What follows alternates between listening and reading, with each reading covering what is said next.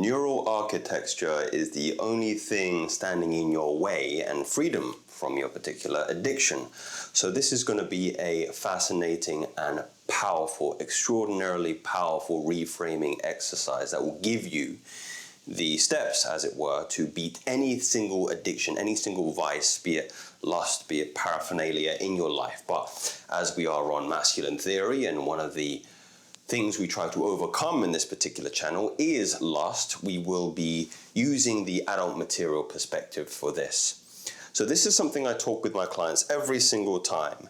If they are coming to consult with me in relation to a problem that they have, this reframing is integral. It follows every single, or precedes every single coaching session that I do. So the first is the delineation between two specific systems. The first is the primal, or more scientifically, the limbic system. This is known as the reward accelerator.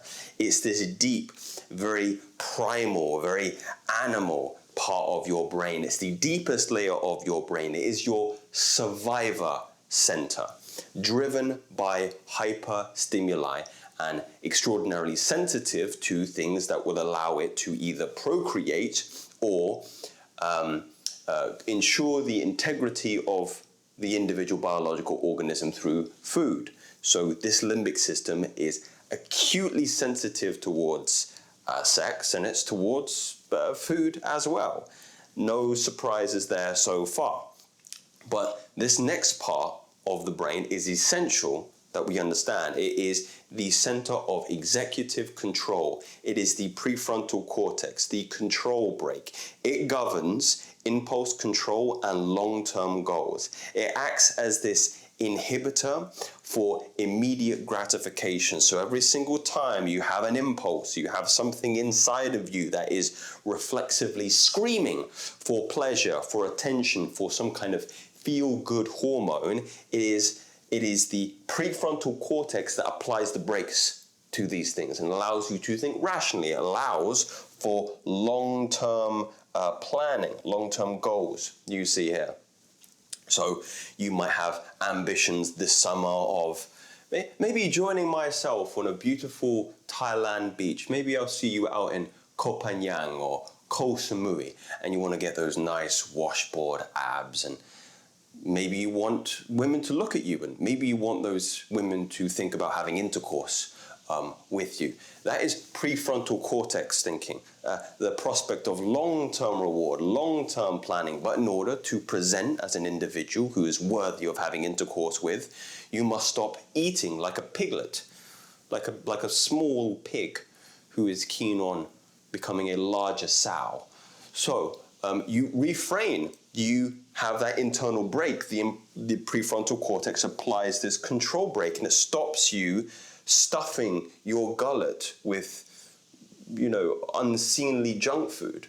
You understand, I'm speaking nothing out of the ordinary here. But this is crucial. This is the penultimate part of the coaching, which is we have identified something in us that is impulsive. And this part of our body is very, very strong, okay? We've identified something in us that has more executive function, long-term planning, long-term control. The problem is there is a structural imbalance between these two structures. We have a hypersensitive limbic system, and we have a weak prefrontal cortex. Another way to kind of say that is your impulses are strong, but your rationality, your control is weak. I'll say that again. There are physical structures in your brain that go through hypertrophy, right? Namely the prefrontal cortex. They've actually done brain scans in individuals who have done exercises to develop their prefrontal cortex, meditation namely, and they found out the cortical thickness of these individuals is extraordinarily more denser in individuals who have this practice as opposed to those who don't. The same way that you can observe a bodybuilder's biceps are going to be bigger than the average man's biceps because he is implementing a system and exercise to incur growth in this area. It's no different, right? And I'm hoping you're starting to see the threads of this particular system so far. We need to address the source over the symptom of the problem, okay? Treat the weakness, your prefrontal cortex, not just the pain, which is the shame that you will experience every single time you relapse, you go on illicit adult material websites, every time you honk some crack, if that's your jam. Nothing punitive here, but the same structures apply, is that your ability to overcome that resistance, that weight, isn't strong enough. You haven't built the tolerance, you haven't built the integrity yet of the prefrontal cortex. So just like any other weakness, we've identified the weakness, now let's strengthen it. I use this analogy all the time.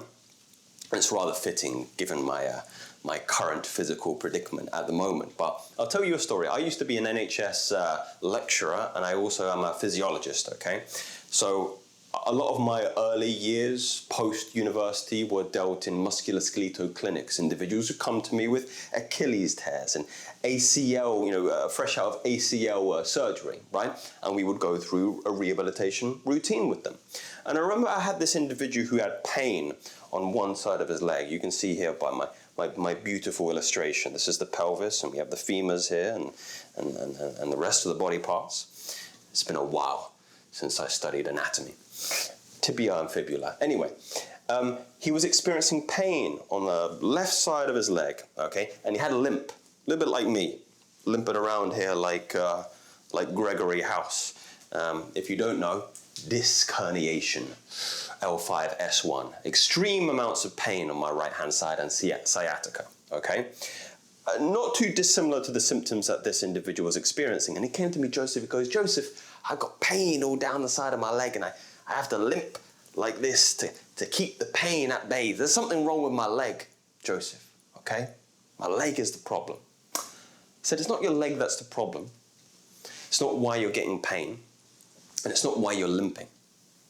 You're getting pain and you're having problem because the stabilizer of your hip, your glute medius, is weak.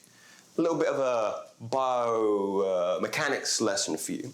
In order for you to walk, you need to be able to stand on one leg. When you're walking, when you've got normal gait, when one foot is off the floor, you're on one foot for a period of time.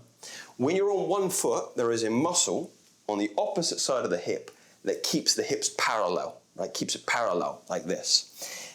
If the muscle is weak, the pelvis will tip and you will limp like this, and you'll experience pain if this is repeated over time chronically enough, like this individual. A poor analysis would have me treating the leg, the pain, the symptom, yeah? The symptom.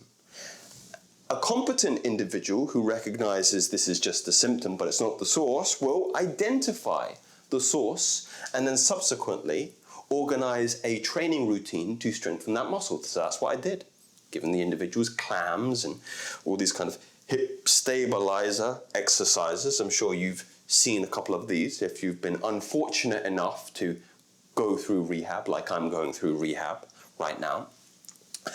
And then the individual was fine, and the pain went away.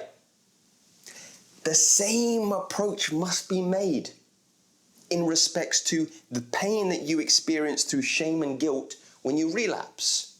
Yeah? Don't treat the leg. You're treating the leg. Treat the symptom.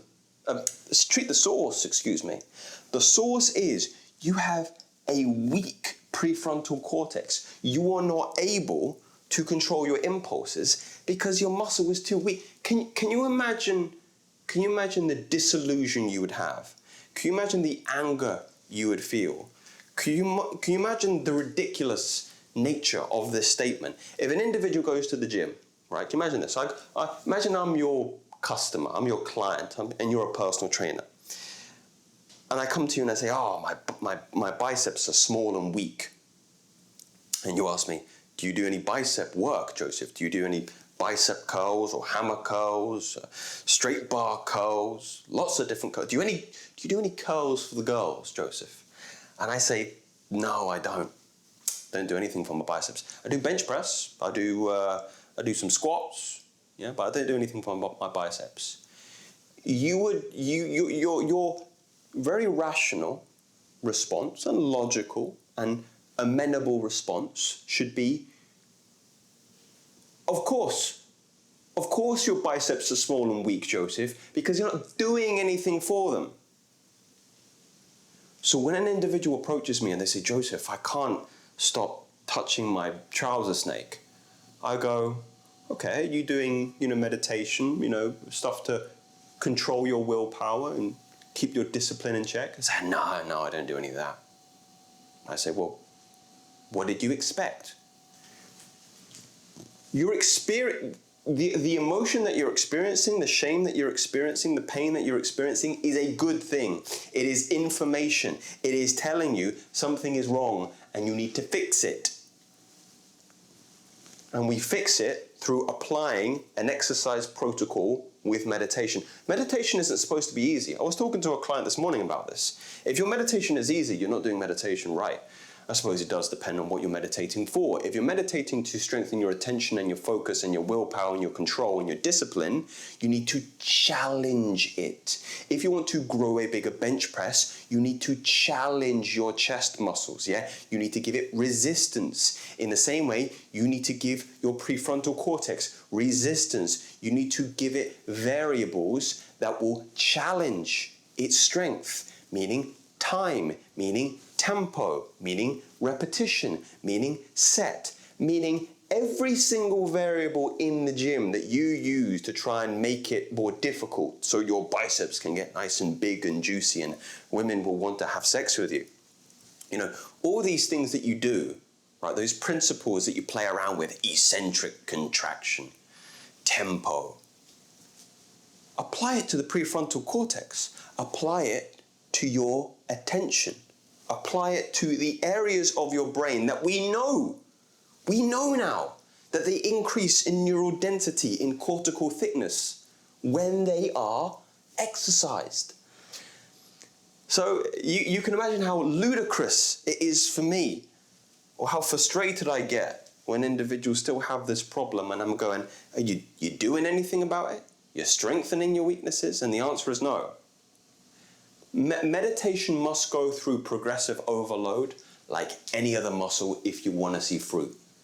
If you want to lift big weight, you have to train. If you want to lift yourself free from impulsive thought, you have to train for it. And that's not theory, it's a fact.